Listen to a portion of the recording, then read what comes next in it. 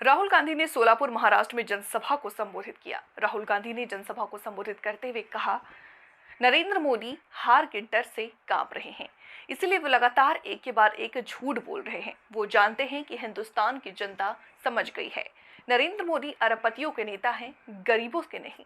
वो जानते हैं कि हिंदुस्तान की जनता संविधान की रक्षा के लिए खड़ी हो गई है। वो जानते हैं कि इलेक्शन उनके हाथ से निकल गया है। कांग्रेस नेता राहुल गांधी जी ने क्या कुछ बोला, आप भी सुनिए। कांग्रेस पार्टी ने निर्णय लिया है कि कानूनी मिनिमम सपोर्ट प्राइस हिंदुस्तान के किसानों को दी जाएगी। भाइयों और बहनों, न्याय होना चाहिए। नरेंद्र मोदी जी ने हिंदुस्तान को अन्याय का कैपिटल बना दिया है। हर गरीब जानता है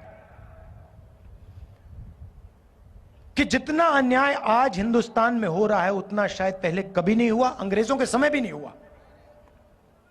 मैं सिर्फ एक बात कह रहा हूं, अगर अदानी जैसे व्यक्ति का कर्जा माफ हो सकता है और अगर नरेंद्र मोदी अदानी जैसे लोगों का कर्जा माफ करेगा तो कांग्रेस पार्टी किसानों का, मजदूरों का, दलितों का, गरीबों का कर्जा माफ करेगी। अगर नरेंद्र मोदी चाहते हैं कि किसानों का कर्जा माफ ना हो तो फिर अरबपतियों का भी कर्जा माफ नहीं होना चाहिए।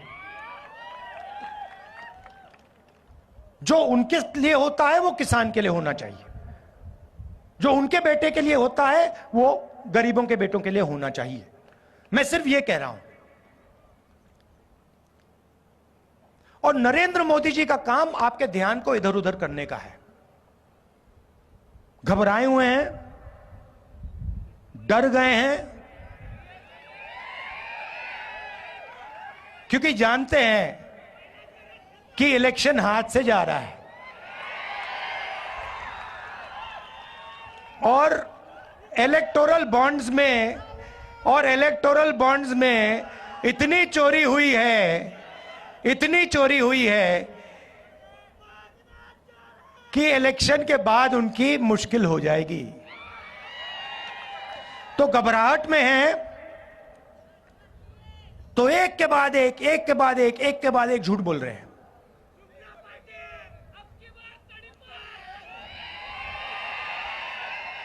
वो जानते हैं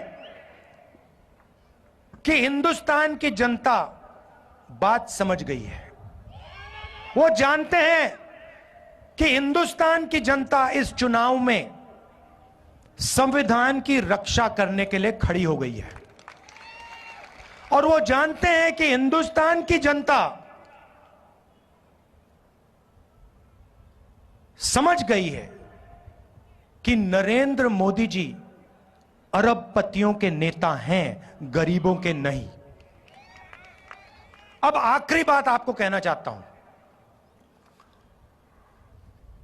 ये आपने मीडिया के मित्र देखे, ये देखे आपने, ये देखो काले चश्मे पहने स्माइल कर रहे हैं।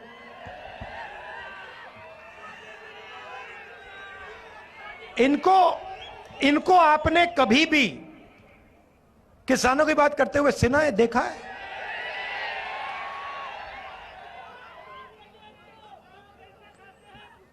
कोई मतलब मजदूर मर जाए, भूखा मर जाए, कभी आपने टीवी पे देखा? कभी आपने इनके एंकरों को बेरोजगारी के बारे में बोलते हुए देखा? महंगाई के बारे में, किसानों के बारे में? ना। क्योंकि ये अच्छा, इनकी गलती नहीं है जो बेचारे यहां खड़े हैं, इनकी गलती नहीं है क्योंकि इनका कंट्रोलर ऊपर है। ये बेचारे सैलरी लेते हैं, इनको भी मतलब घर चलाना है, तो इनकी गलती नहीं है। हाँ,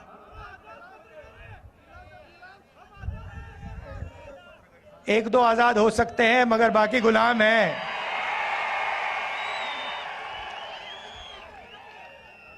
आजकल के हिंदुस्तान में पता नहीं लगता कौन सा मीडिया वाला आजाद है, कौन सा गुलाम है। तो ये आपकी बात तो कभी करते नहीं है। तो मैंने एक बात चेक की, मैंने कहा देखो देखते हैं। तो ये जो मीडिया कंपनीज है ना, इनके मालिकों की मैंने लिस्ट निकाली। मैंने कहा मैं देखता हूं ये हैं कौन लोग। उनकी लिस्ट निकाली और इनके जो एंकर्स हैं, बड़े बड़े एंकर्स हैं, नाम आप जानते हो, उनकी लिस्ट निकाली। और आप हैरान हो जाओगे, लिस्ट में एक दलित नहीं था, एक आदिवासी नहीं था, एक ओबीसी नहीं था, एक गरीब जनरल कास्ट का नहीं था। ये आपके हैं ही नहीं। 90% हिंदुस्तान का तो एक भी आदमी नहीं है इनमें।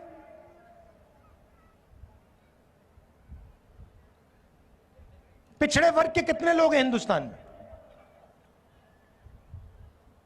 चुप हो गए सब। अच्छा, हिंदुस्तान में दलित कितने? 15%। आदिवासी कितने? 8%। पिछड़े वर्ग के लोग कितने? कोई नहीं जानता। मगर कम से कम 50%, कम से कम 50, 15 और 8 कितने हुए?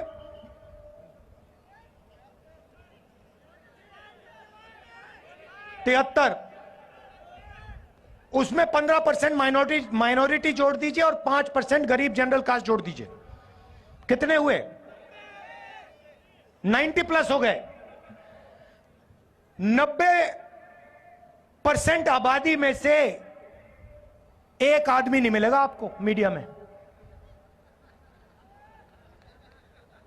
एक नहीं है। ये आपके हैं ही नहीं।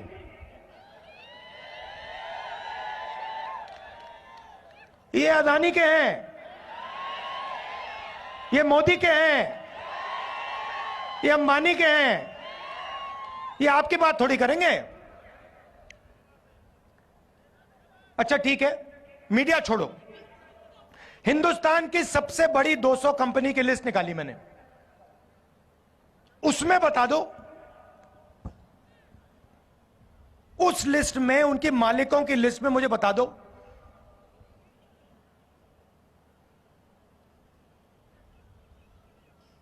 मराठा कितने, धनगर कितने, खटीक कितने, यादव कितने, बता दो। जीरो। 50% में से कोई नहीं, 15% में से कोई नहीं, 8% में से कोई नहीं, 90% में से कोई नहीं, सारे के सारे सीनियर मैनेजमेंट में कोई नहीं। अच्छा, पता नहीं, शायद हिंदुस्तान के 90% लोग क्या, नहीं हमें मीडिया नहीं चाहिए, हमें हिंदुस्तान का कॉर्पोरेट इंडिया में भी भागीदारी नहीं चाहिए। तो ठीक है, फिर सरकार को देखते हैं। हिंदुस्तान की सरकार को 90 लोग चलाते हैं, आईएएस अफसर हैं, बजट को वो बांटते हैं,